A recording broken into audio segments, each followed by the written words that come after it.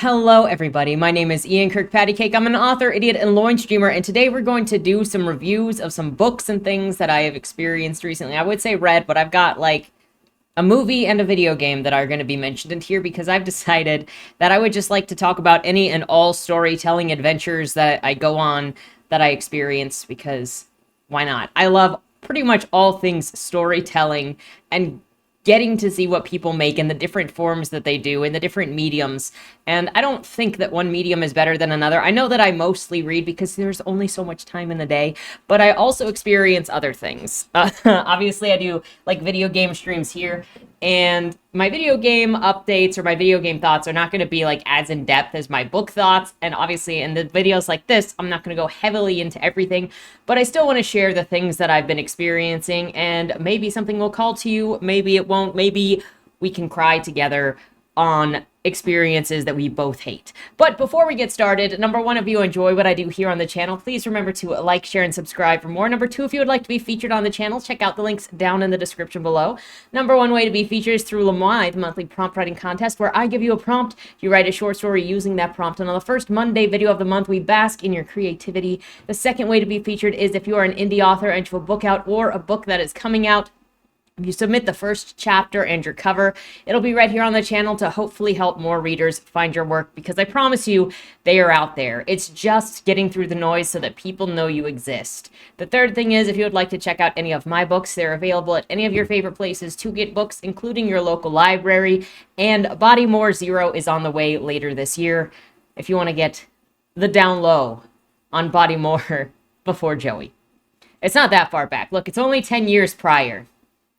And that follows Ralph and Casey. So if you want to know about Ralph and Casey, you can get your introduction to them in 2 and 3.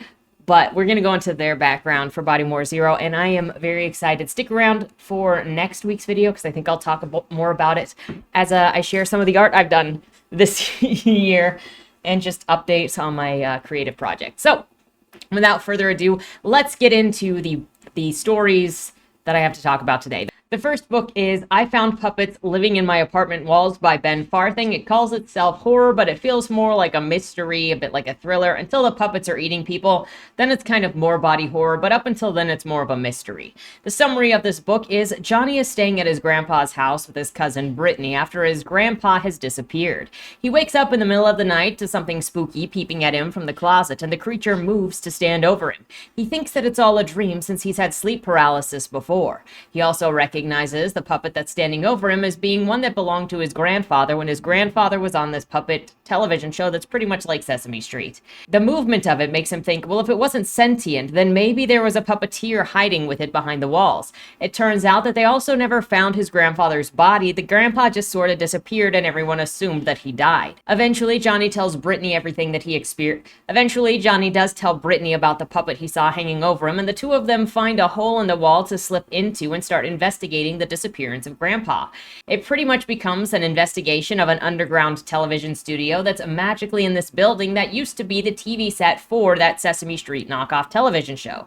They do find Grandpa down there, and he's in this haunted old TV studio. Tells the story of the executive's kid who wanted a main part on the show but was only given side parts, was into Gnostic Christianity, and was basically praying to demons. Eventually, a child got eaten by a sentient puppet, and the dark magic guy hanged himself after the paramedics left. After the show got shut down, there was a cover-up. The body of the child was buried in the basement and is using the possession of the puppets to lure people into this haunted studio and eat them so that they become fellow members and make them into tributes to the puppet demons. Turns out that some other old cast members were also living in the house offering tributes to these puppet creatures, mostly children and people that used to be friends or used to be fans of the show that were easy to trick in. Those cast members planned to get out with Grandpa, Brittany, and Johnny, but Brittany, after being bit by one of these puppets, also turns into a puppet herself. The puppets also trick Johnny into burning the house down so that they can escape the cursed home because they were trapped in that home due to the magic on it. Once Johnny realizes the havoc that he has wreaked on his neighborhood and that there is no stopping the man-eating killer puppets out that have just been set out upon the world, he sits down on the curb and just waits to die because, I mean, what else would he freaking do, apparently? So that is the basic story of this book. Now, my notes for this book where the cover is AI, and indie author community in general has a very big problem doing generative AI covers for their books. As a reader, I'm trusting you, the author, to give me a story, and Ben's pretty much never going to get my attention again because I can't say how much of this book was written with AI or was corrected with AI or used AI, period. But if the cover is AI, then there's no telling the content. There's no telling the content of any future books. And it also shows a massive disrespect by the author of this book for the art community in general. You expect to be paid while you're not willing to pay other people? Excuse me. I still think it's important to specifically mention this because a lot of indie horror authors use generative AI, Matt Shaw being one of them too, and it's a bad practice. Authors shouldn't be using generative AI on covers, and it's a scam on any reader who pays them for this. He also doesn't say where the cover came from on this book either in any of the pages. Now, how did I find this book? Because it's a pretty random book. I picked this up as it was recommended to me on Amazon, and I wanted something probably stupid and short and easy pickings after finishing Amygdala, because this was like the first book I read after Amygdala, and I just needed a brainwash of like something short and something that was not going to be very intense. Now, while this is kind of stupid and just pretty generic, like that's kind of what you would expect by it's just a mass-produced random, here's a story, I guess, like don't really care, time to move on to the next one. So parts of the horror community in particular, and it's not the only one, but parts of the horror community are feeling like scammers just as much as parts of the dark romance community. It's not really about interesting writing or caring about your stories. It's about publish maximizing, where you just throw as much crap out there as quickly as you possibly can, building a backlog as quickly as you can in order to have a bunch of things for people to buy so you can make 50K in a year. That's what it feels like. That's what this feels like. And the cover is just another way of saying, hey, I don't give a shit about this.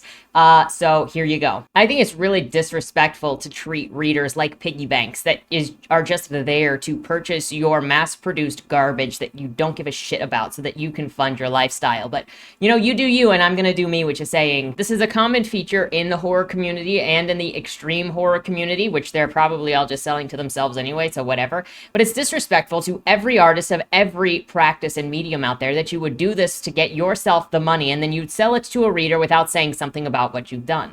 Soon I might not be able to buy books from any certain genre anymore if I can't trust that the authors are not being scam artists and that if I can't verify the cover.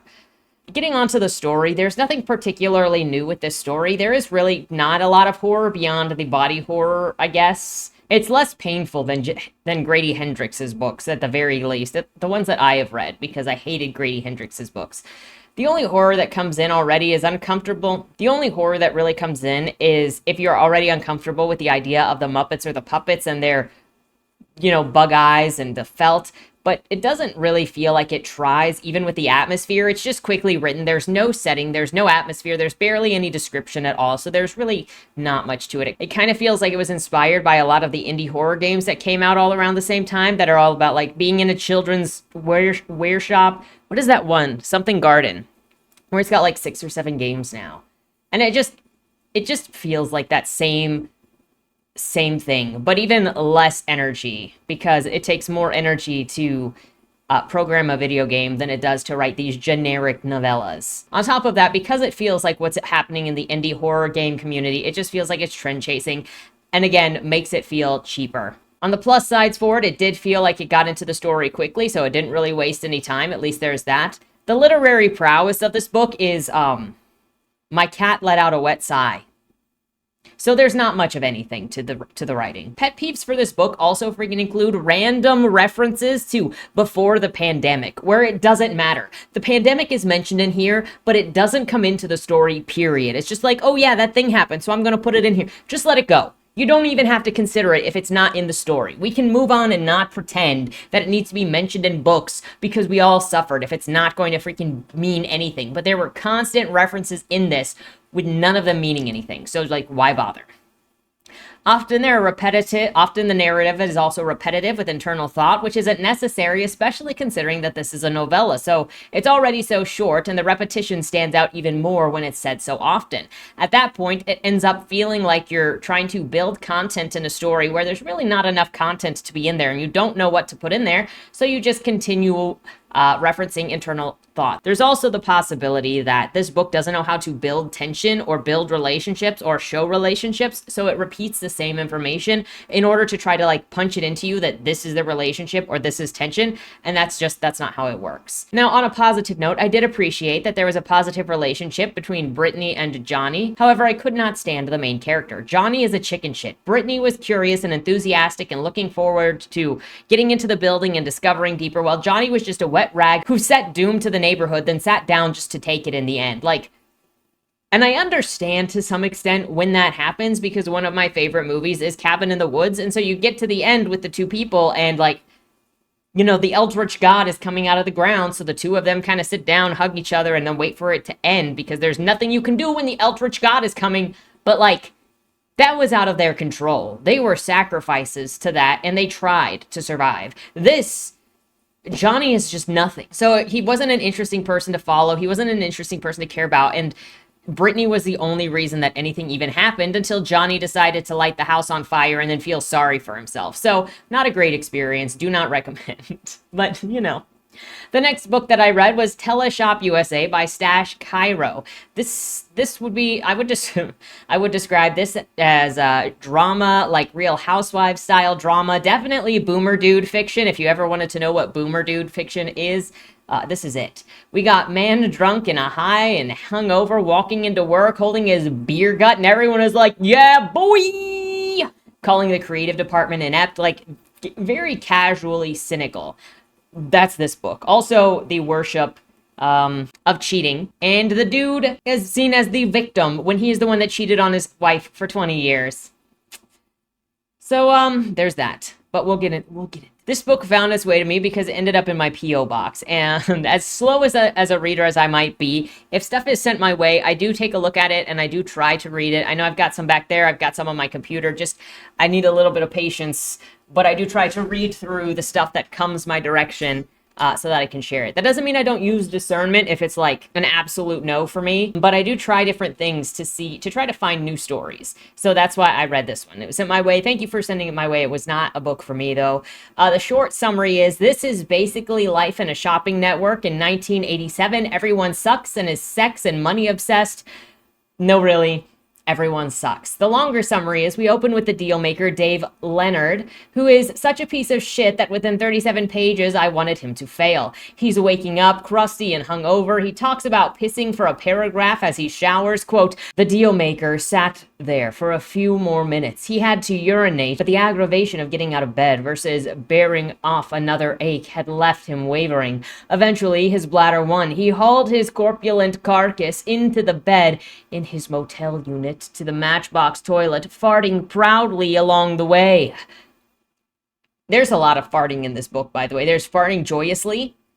I think I have another quote for farting in the notes that we'll get to. After chugging 3 to 4 cans of alcohol, he's at work, stepping onto the TV set to be introduced as the king of bargains, the emperor of value himself, the deal maker, Dave Leonard. Then we're introduced to Robert Mackenzie, a younger man who was encouraged to apply to this job at the shopping networks by his neighbor because he didn't want to be a security guard anymore. From there, we kind of just go through all of the drama between all of these people and the owner of the network trying to maintain the reputation of the network so that he can sell it and retire. And yeah, it's a mess. And it's also a mess of sexual harassment. And you know, the more that I listen to various things, looking at different entertainment industry things, whether it's Ethan Van Sciver, whether it's Nickelodeon, whether it's the reports of a variety of things, I'm just like, how many people are totally okay with sexual harassment and abuse in the workplace and then just go, oh, you're just a whiner if you say it. Like, just don't go near women. Like, you should abuse women, but women will complain. So, like, we want to abuse women, but also I don't like being made to be turned into this cynic, but like, this book even is, oh, look at all of this sexual harassment and assault and forcing people and having people to give you sexual favors and promises of promotions and then just firing them and being like, yeah, that's not a problem. I I hate this book so much. It is such an immoral, like, vile book. So you now know what the story is. Getting into the notes, you've immediately got boomer vibes, like I said. Like, if you wanted to know what a book written by a guy who's worked in the financial sector for 20 years and is very clearly retired and has a lot of money and has been traveling Asia for 20 years, this is the book, because it feels like it. It feels like it. From talking about peeing in the shower for a paragraph, to everyone being a cigarette addicted, to ending with the comment about his wife, quote, the dealmaker chuckled, until he remembered his wife was sitting at the table with him that night. She had that sanctimonious look on her face, the one that she might as well have had tattooed there. Because, you know, all the boomers hate their wives. I don't know why these people are like, I'm gonna get married and then just hate my wife the entire time. Well, it was very difficult to get through this book because I didn't like or care about any of the characters. I had hopes when Robert Mackenzie came on because he was somebody from like the outside of the industry, and I thought that he might be somebody wet behind the ears, somebody that would be a good foil to Dave Leonard, who was just an absolute piece of shit. But it turned out that Robert Mackenzie spoke exactly like Dave Leonard and also was just an enabler of Dave Leonard's entire being. So he hears about Dave Leonard cheating on his wife and his wife kicking him out, and freaking Robert is just like, you know what? You are being abused, dude. I can't believe women are like this. Oh yeah, the woman that you made vows to, that carried your 2 children and took care of you in your home for 20 years. How dare she care that you cheated on her? Like, is this the dream? Like, I know that I can look at dark romances and romances in general that are, like, targeted at women and go, is this the dream that some women have? This is the fantasy that some women have? I don't get it, but whatever. Is this the dream that some men have? Which is just like, 1, abusing and sleeping with people in your workplace. 2, being abused by powered women in your workplace. Because you got the freaking second in command here, taking interns and sleeping with them to promise them jobs. And then once they're done with them going, I was never going to give you that job. Here's 3 months severance. Goodbye. Like, or what's her face? The other one that is like jacking off in her office, waiting for Robert Mackenzie to walk in. And so she's touching herself as Robert Mackenzie walks in and with her legs spread. And then he's like, I'm not into this, after they've been having sex together. And then she's like, wait a second, what the frick? Is this the dude fantasy that kind of goes along with the female dark romance fantasy? Or like, what is this? And I'm not saying every dude, but like, I want to know how common this is in fiction targeted to men, because I can recognize common themes in fiction targeted to women, and I'm less educated in fiction targeted to men. So is this common, or is this just like specifically a piece of shit? Moving on. Look, I'm impassioned. You bring this cheating shit in here. You bring stuff that is parallel with my life and bring up my past traumas where I have been abandoned by my father, and you got everybody constantly all the time being like, where is your father? Where is your father? And all of the commentaries, mind you, from like people that don't freaking know anything, acting like the father is always the holy one when the father out here, the one cheating and saying, I would rather be with my girlfriend than my children. We got a problem. Now, to get into exactly why Dave sucks. He is mad at his wife for his cheating for 20 years. And he says at some point that, oh, she knew all along, but it was only when I started sleeping with somebody that I work with that she got mad. I have a feeling that she did not know that you were cheating the whole time and only found out because you were cheating with somebody that you worked with. But, I digress on that. So he's mad that she's mad that he was cheating, kicked him out because he wouldn't stop cheating, that his 2 daughters hate him now. One of them is 17. The other one is like early 20s, maybe 20 period. The 17-year-old is pregnant. The 20-year-old is in college, and he insults his wife for being a stay-at-home mother as because, quote, she hasn't held a job a day in her life. Mind you, this is 1987. They've been married for like 20 years. So it sounds to me like they got married immediately after high school, so she gave up her life to take care of his house, home, and give him children. And he's gonna use that against her as she never had a job in her life. She took care of you. She sacrificed the career for you. And this pisses me off so much because some people will really get into this whole thing of, oh, women should be homemakers. They should give up their entire lives because the career is just a dead-end path for them. Some want careers, some don't. That's just how it is. But if you're going to ask women to give up their careers so that they can take care of you at the house, then you can't use that against them when you cheat and leave. Oh, she never worked a day in her life. Did you ask her to stay at home? Pieces of shit. And then he starts laughing And I accepted that this might be, Dave's character arc, that maybe he'll be a piece of shit and he'll either learn from it later or he'll end up alone. Fortunately, he does die with blood in his urine. I can only hope that it's freaking syphilis. But he gets with his girlfriend at the shopping network at the end. He laughs about his wife being heartbroken and calls her a bitch on the phone as he's having sex with the other woman that he's sleeping with. Because he's like, I'm not coming home, blah, blah, blah. And then he moves in with the dragon chick. And he talks about, I should get a different job so I don't have to pay as much child support and alimony to my wife because I'll have a shit job, and then I can go to the judge and be like, look, I can't pay this stuff. I've experienced that in real life. You're a piece of shit, sir. That's all I can say. And everybody around him just praises what a wonderful, incredible, nice person he is, how his wife is the one that is the problem here. So no. His being a jerk, his being this way, was not a character moment, was not a choice to have him be venged upon. So yeah, let's just say the characterization of any of them is just so bad. The dialogue is so bad. Some of the quotes about this are so bad, where it's very clearly setting up the women to be dummies and be like tsunderes, where it's the I don't like you, you silly idiot, please pay attention to me kind of girl. And then you've also got Robert falling into this same thing where he's got the two women, both of them from the Middle East. And that's his vibe. And the one of them has a lot of emotion for him, but she's his boss. So then she's like, maybe we shouldn't go really fast into this relationship. They go on a date and she's like, okay, maybe we shouldn't speed into this. Like, I really like you, but I am your boss, so we should be maybe not immediately jump into a relationship. And Robert takes this as that means that's the green light for me to go sleep with other women because we're not in a relationship yet. And so then he goes and sleeps with the other Middle Eastern chick, who is the dominatrix, who is got daddy issues herself. And then once the main girl who has emotions, then eventually he's like, you know what? I need to think about following my heart instead of my dick. And so I'm going to break it off with this chick so I can go and be with the one that my heart cares about now that I've gotten my dick wet.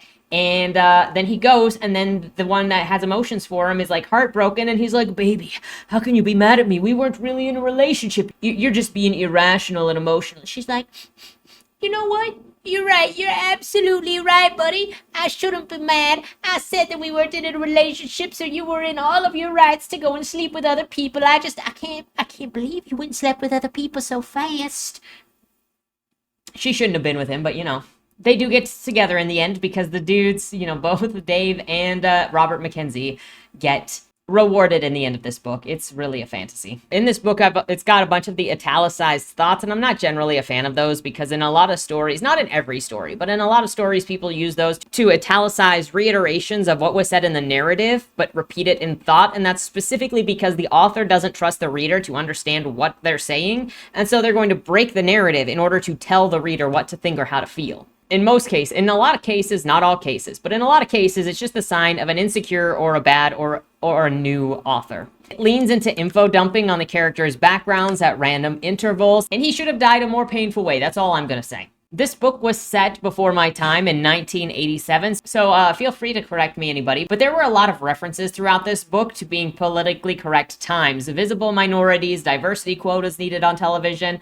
Was this as much a thing in the 1980s, or was this just something that was inserted with current year politics in the past? Because if this was happening to the same extent in 1980s, then things really haven't changed in the last 40 years. So people saying now is worse than it was 40 years ago are wrong.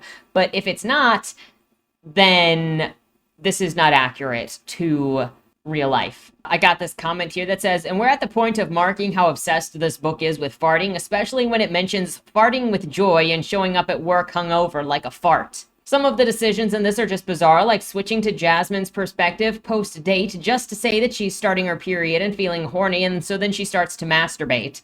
Also, while I was reading this, I thought it was funny how men will write not like other girls in the same way that women will, praising Jasmine for eating steak, while other women won't eat steak because for some reason women don't eat, but she's a good one because she eats unlike other girls. One of these choice moments was when Jasmine was saying, we are at the top of the food chain and I refuse to feel guilty about it, and Robert saying, amen, it's good to know a female carnivore, and it's also good to hear you swear because, edgy girls swear. The narrative voice of this book couldn't choose where it wanted to be. It head hops, judges people, and sometimes sounds like it's just the author, but I can't say that since I don't know much about the author himself. But since there is no coherent, consistent character and it still generalizes, I'm not sure how to take it.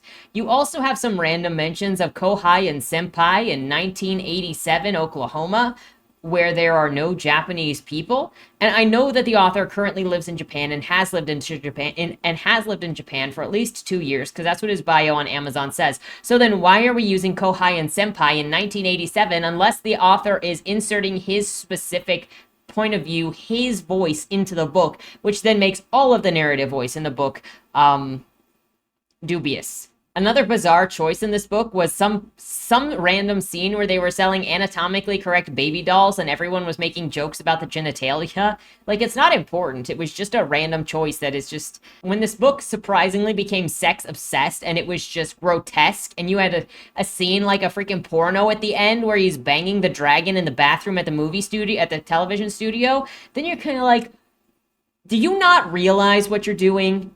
Because you don't need to insert random references to sex and then have bizarre, over-the-top porno sex while you're smacking people's behinds, talking like a porn star in a book about a television network. To continue this thing with the sex obsession, with the cheating, with the patting these dudes on the back for the cheating, you got Robert out here on the same freaking 2 pages saying how he's only interested in Jasmine before making out with Sandia multiple times and then thinking about sex and exploration. And then he is constantly just making excuses for himself to be a cheater. If you thought the previous POV switch with Yasmin was the only time that she would mention her period, it's not. Because the author became obsessed with mentioning Yasmin being on her period. Like, every time we are in her perspective after a certain point in the book. And then half of the time it's in combination with her wanting to masturbate. And what the frick is the line, quote, "A year working in this damn office, and the only time I've ever felt like relieving myself," quote, masturbating, "I have my period. I can't deal with any potential mess, either physical or spiritual."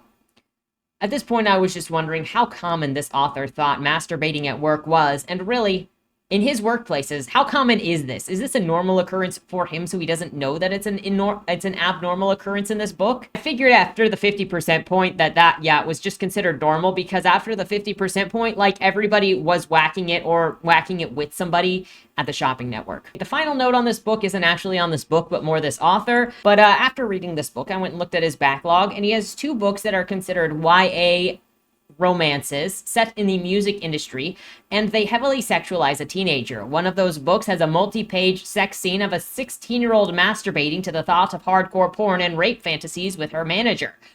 That's according to a Kirkus review. So that's great.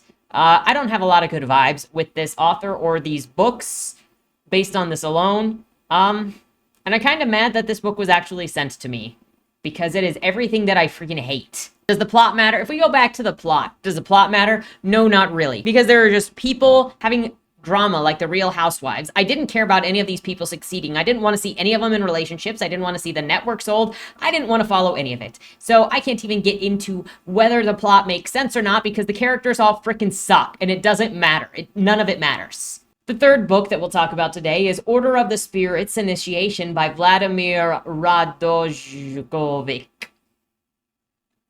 I'm sorry, Vladimir. Yeah, I would consider the genre for this action, fantasy, YA, adventure, and actually superhero. So this is the second book in the Order of the Spirits series, the first being Order of the Spirits Fragments, which I will read at a later time to then compare it. Or not to compare it, but, to read more of the series. And this book was read on the Loin Stream. I actually picked it to be the first book of the Loin Stream this year, because when I pick books for the Loin Stream, I like to pick from kind of people that I know, people that I've talked to. I've been meaning to read Vladimir's book for a long time, and so I figured it would be a great way to start the year with a book from somebody in our community before we get into the voting, which, has now commenced. The summary of this book is Nemo and Wolf are a couple of boys trained in dreams and recruited to be Knights of the Order. Along with a few other people, they all become the newest elite knights of the Underrealm, a sort of parallel world that exists next to our world. A requirement for this honor includes leaving your family and your past behind. A cover story goes out to say how you've met your end and you can't continue the life from whence you've come. Tasked with protecting the portals and the Underrealm from folly that could end both worlds, Nemo acts as the leader to coordinate his team. Not only that, but he is driven to be the best in ways like, finding the master weapon, the Soul Shadow Swords. A powerful magical weapon that seems to get darker the more souls they consume. Meanwhile, Wolf's not ready to give up his old life yet and join the Order. He witnesses the father of a friend of his be murdered and wants to get to the bottom of it. Then he cares so much about Crus, he wants to get to the bottom of the corruption and crime and try to help the people of that place as best as he can. This passion leads him to playing solo in Crus in an attempt to correct those wrongs. Order of the Spirits Initiation was a great ensemble piece with a lot of teamwork required in order for it to succeed. You also had the single player mode going with Wolf, and you can basically, I think that most people will pick one that they like more than the other because you'll have Nemo in the ensemble or you'll have Wolf, and you'll have either the more superhero style thing going on, which is what's happening with Wolf. It's in technically a more real life version of the world where he's chasing down crime lords and doing things that you can recognize. And also the stuff that's written in there pretty much looks like a superhero thing. And then on the side with Nemo, you've got much more of the fantasy realm going on with Rog and ghouls and vampires of sorts and protecting these castles and structures and villages. So you've got a modern superhero story mixed with a fantasy story in a way, and the parallel universes that kind of cross them over. It is a big adventure with lots of action, and the author of this book does a great job with the descriptions of the action. If you love reading about action scenes, action sequences, and battles, you're going to get a good feel of them here. I think that it is also a great book for a YA audience. The most mature thing that happens in this book is a couple uses of the word fuck, but it's not too bloody. There's no sexual content in it, and there is a sweet little romance going on between Nemo and Sarah. The contrast between the two main leads, Nemo and Wolf, is great. You can tell the difference between them, but also at the same time, as Wolf is really called upon in the moment of need at the end, he does come through. And I think that the way that this looks, I don't know how it's going to go because, the future books aren't out yet, but I can see what Nemo starts out as is like the clean leader, the leader who is doing what he needs to do, but it looks like he's going to have a corruption arc, whereas Wolf is kind of doing his own thing and he's kind of the odd man out because he's not really following along with the team dynamic and doing what theoretically he should be doing. And then it's going to kind of switch at some point, I think, where you're going to have Wolf have to come and be part of the team and pull Nemo back from whatever corruption he eventually comes from. At least that's the feeling that I get from reading this, is that Nemo is going to fall. Nemo is setting up to get a fall, especially with those Soul Shadow Swords. There is also a lot of great art for this on the author's website that you could check out if you want more visuals. I think he's got like all of the main characters on there. And I think it's a very interesting way to mix the urban superhero with the fantasy because I haven't seen that before. I don't know how common it is. But I also don't typically read this sort of story. So there is that. The next thing I'm going to talk about is not actually a book, but it is a movie. A couple of months ago, what is it, 2 months ago? Last month, February, I went and saw the movie Argylle with a couple of friends. It is a spy satire / comedy, and it is about a writer who has a prolific background with her spy novel called Argylle, or spy series about this guy called Argylle. And she gets pulled into international espionage accidentally. And as you find out, spoiler alert, she used to be a spy. And she has been brainwashed. And slowly as the story goes on, you kind of see what her part was in all of this. And what's she doing now? Yeah. So I enjoyed Argylle. Now, it wasn't what I thought that it was going to be, and I feel like the commercials kind of mislead you on what it's going to be, but it was a lot of fun. And if you set your expectations appropriately, and that is that you understand it's going to be a comedy, it's going to be satirical, it is going to be over the top in some places, you'll have a really good time with it, because some of the scenes in it, some of the action sequences, especially near the end, are so over the top. It gets more and more ridiculous as you go, but the whole thing starts out ridiculous and kind of just keeps going more and more ridiculous. So for me, it kind of fit with the kind of things that I like, which are satire, ridiculousness, it believing in its own ridiculousness, the fight with the gas. and the oil room. Like, if you've seen it, you know, great. Those are so much fun. The one thing that I really didn't like about Argyle, and I've mentioned this in a previous video, is that the male counterpart got less and less competent as the female counterpart became more and more competent. So really, instead of becoming a power couple, it kind of had to elevate her above him, which is sort of a kind of a stereotype of couples dynamics that happen a lot in fiction. And it's not just in this scenario. You see it a lot in, here's a newer version of this old thing. Let us put down the older thing to make the newer thing look better. Oh, here's a romance where it's a love triangle. Let us put down the not actual love interest in order to make the real love interest look better. It happens a lot. And I don't really like that. And I don't like that you're going to start this movie out with this guy being super, super competent, trying to get his partner back. And then as she comes back, he gets lost. But I also think that the ending has some great parts to it, which include some of the fight scenes, but then that he shows an immense amount of love for his partner in that last scene. And that's one of the things that helps push him on to bringing her back. And that his love for her is what keeps him pushing to get her back.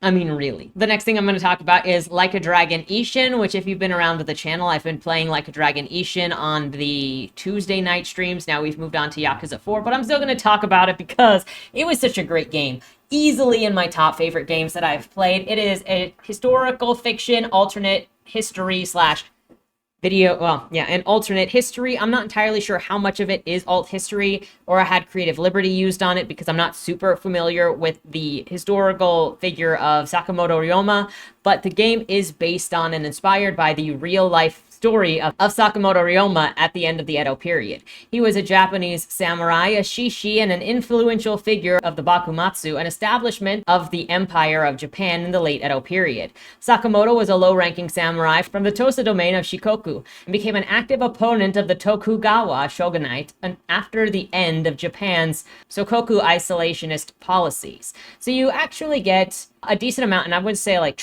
never trust anything, any video game, any movie, to give you the full history on something, but if it tickles you in wanting to know more about that historical event, do go and get it. That's again why I said I don't know how much of this is actually historically accurate, except for the brothels. Those are clearly historically accurate.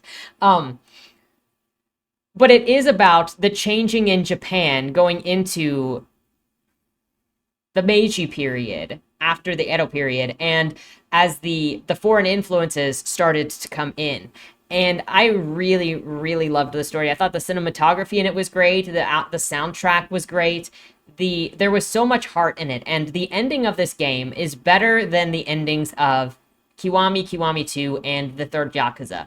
Now, the ending of this actually felt like a love letter to Japan for me, and that's what I really love about it, is I see so much argument and so much conversation online right now that is just hatred, especially on, like, my country. I'm not saying that my country does everything well. It doesn't do everything well. It has a lot of mistakes. It's got a lot of terrible people in positions of power, but your country can make mistakes.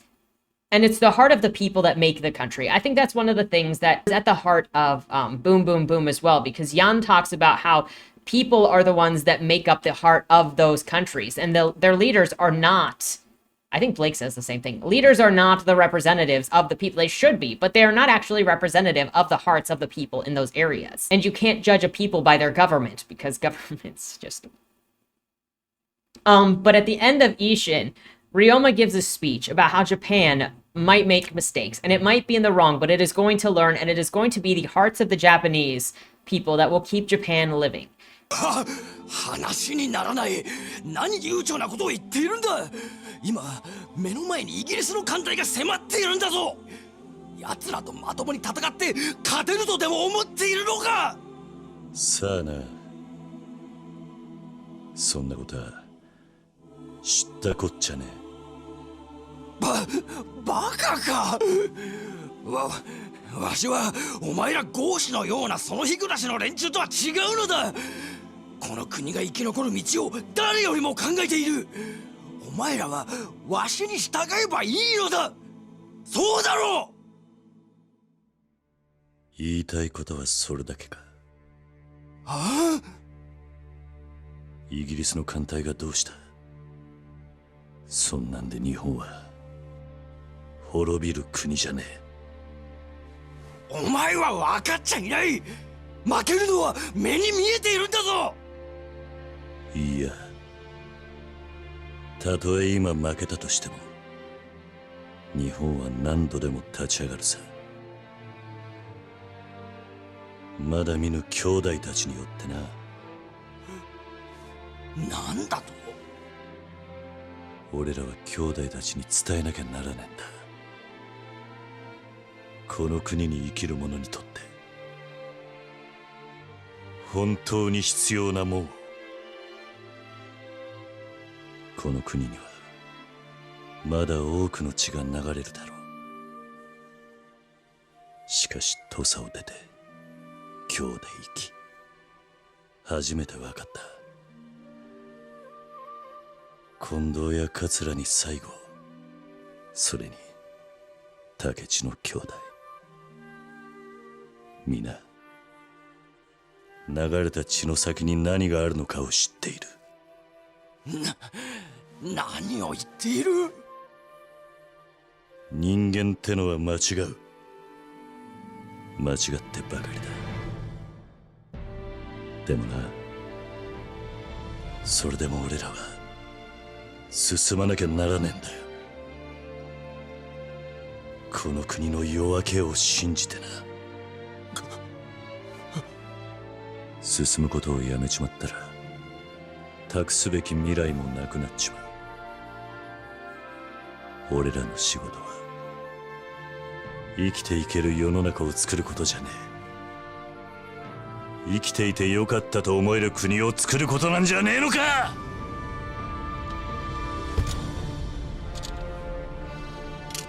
よせ。この国の未来は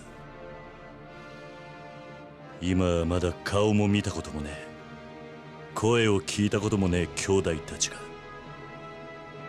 きっと作ってくれる。一緒にあの世で日本の夜明けを見ようじゃねえか。陽動さん、やめるんだ。やめるんだ。龍馬。日本の兄弟たちよ、また会いたじゃ。It was just such a love for its culture, for its history, for its people and its countrymen, and the strength and reverence for its people that is really commendable and made it something really lovely. And it's something that I look forward to hopefully being able to do for my country with the Westies when I work on the Westies with Monty, because America, I think, is a very unique and special country. Of course, I'm going to say that because I love my country. But I think it can be so easy to forget, especially when you're going through a time of turmoil and a time of weakness, and when you're struggling, because a lot of us are struggling. But I still believe in the ideals and the personality and the culture of my country that is nowhere else. And I think that every country has that ability to have that thing that is special that they can share through their unique vision. And I think Like a Dragon Ishin did an incredible job of sharing an important historical figure to introduce it more worldwide. I mean, it made me go, why don't we have more video games that are just about, American history and stuff like that? But at the same time, I'm also like, are there actually a lot of them and I'm just like not able to recognize it because I'm so used to seeing my culture and history that when it's other people's, it stands out more? There's a blind spot. I'm sure that there is a blind spot. But I think that Ishin was very well done. And I'm so glad that I got to play it. Also, the chicken races, like Egg Janaika.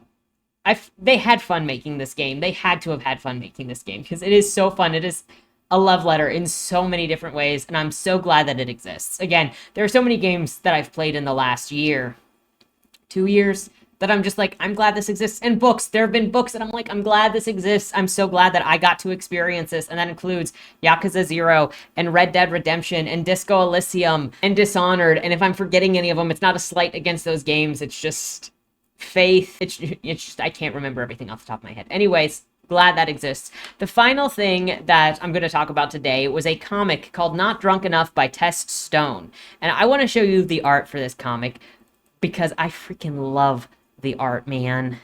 It's so stylized and it's so fun. But Not Drunk Enough I would describe as a horror, comedy, supernatural. And it's about this this guy right here, Logan, who is a repairman, and he and his buddy have been called to this office building, basically, and it looks like the middle of the night, in order to do a work call. When they get there, nobody is responding, and they get inside, and they find a dead guy, and then they kind of get trapped in this obviously haunted by something sort of science building where these monsters are hunting them, and bad things befall. This is the beginning here. The art is so great, my guy. I love, and let me fix that so that it's not cutting off, but Tessa's panel work has such movement to it that they really understand how to do page layout, how to do the movement, how to do mood shifting, because you can also see the color palettes change depending on, it's kind of gets redder whenever monsters start showing up. And so this also is an ensemble piece where they meet some of the people that work at this location. All three of these people work at this location, and eventually they find the child, the adult child of one of the people who works at this place. So since they're now trapped in here, and I mean, these guys are all trying to get out, these workers are all trying to get out before they get murdered. See, it's all red. Then he gets out of there and the colors change a little bit. I mean, it's just gorgeous to me. It's not going to be everybody's cup of style of art, but I just couldn't stop wanting to, like, look at it as I was looking at it. Anyway, they eventually find Mackenzie, who is the son of one of the top guys here, and there's a mystery unraveling with where Mackenzie came from, and also Logan kind of gets pulled into this more than he means to be, as one of those eye plant things makes its home inside of his leg, and now he is kind of stuck with these freaking strangers. Now, I really liked this book. There are 2 comics for it, and the second comic is open-ended. I don't know if this will ever be finished. Gosh dang it to all of the amazing comics that never get finished. I really liked Logan's character because he's, like, sassy and he is quick-witted, but he also cares. And that's one of the things that comes through. Also, this guy cares too. Oh, there's Kinsey. Where is our guy? There. Oh, I love these. You got this slow...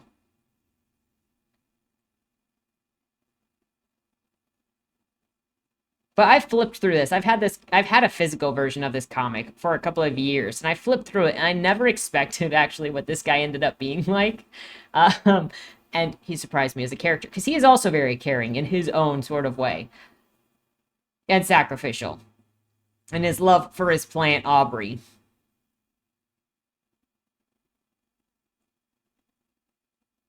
But they actually help each other out. And one of the things that I really like about this story that I don't think I get to see enough in fiction, period, because a lot of fiction and a lot of discussion around fiction is done through hatred. It's done about hatred. Like, if you look at what was in TeleShop USA, so much hatred and disdain for other people. If you look at the puppet book that was done today, there was just everything on the under background of that was hatred, was jealousy and destruction.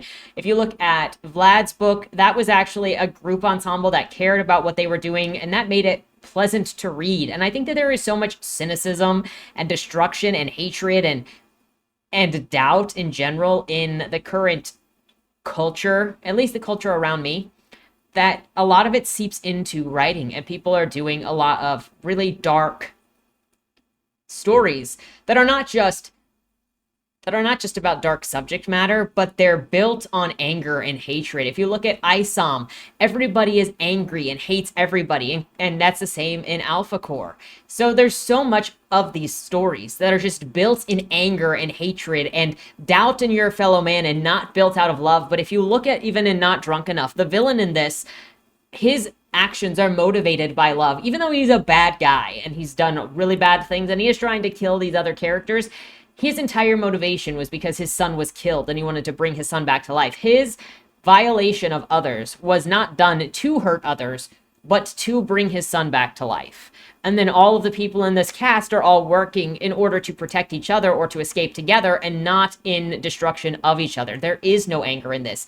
And I think I've started realizing, especially with this, is that's what I really like in fiction. Is I don't want something that kind of drags me down and destroys me and is so cynical and mean. And maybe this is in comparison to the ALA books from last year, especially because now I know what that feels like, where you read a book and you just feel it drag on your face and tug your soul down, and it's just like it's miserable and it wants to make you miserable. And you can have dark subject matters that are not discussed or created or designed in a way that hurts you, because the stories themselves are written out of love. And that's what this feels like. And that's what George Alexopoulos' story felt like. And that's what Vladimir's story felt like. And that's what Ishin felt like.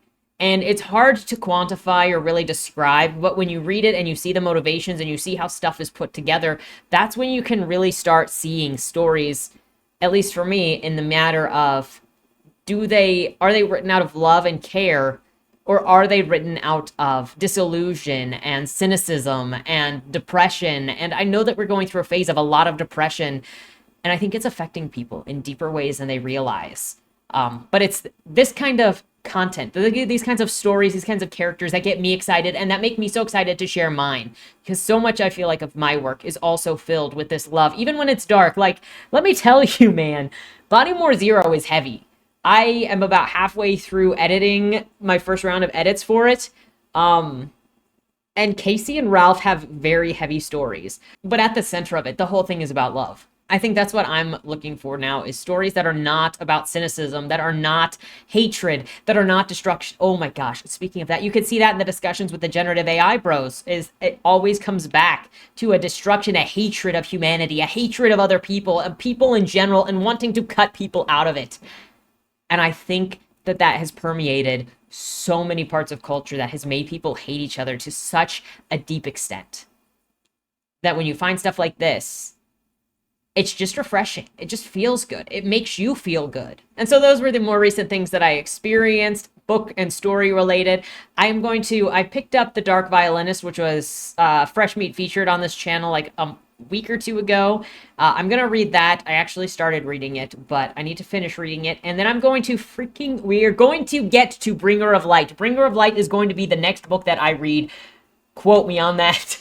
If it's not in my next update of book reviews, whether it's a singular or a group, poke me. I don't know, but I'm making that the next book I read, because it's meant to be read by now, and I am sorry. With that said, let me know what you think down in the comments below. Will you read any of these books? Have you read any of these books? Have you noticed any of your changes and desires in books changing recently, or stories? That said, thank you so much for watching. Have a great weekend, and don't die. Was that Wayland Cross in the trunk? Do you know, or is that something that's still being figured out? The person in the trunk was not Wayland Cross. Is he in trouble? We don't know who did it, but as the owner of the car, the longer he's missing, the worse it looks for him. Cross isn't a killer. For the last couple of years, the average number of murders in Baltimore has been over 300, and it's been going up. Mind you, that's only whatever the badges count as official murder, and believe me, there are people that don't count when they die. Wayland? If you're down here, tell me. I'm not talking to the badges, I've been looking for you. They found a body in your trunk. Why? Did you do that? To the left, plain black letters read along the wall. You walked in the corridor. Once that ends, you chose the dark is on the right.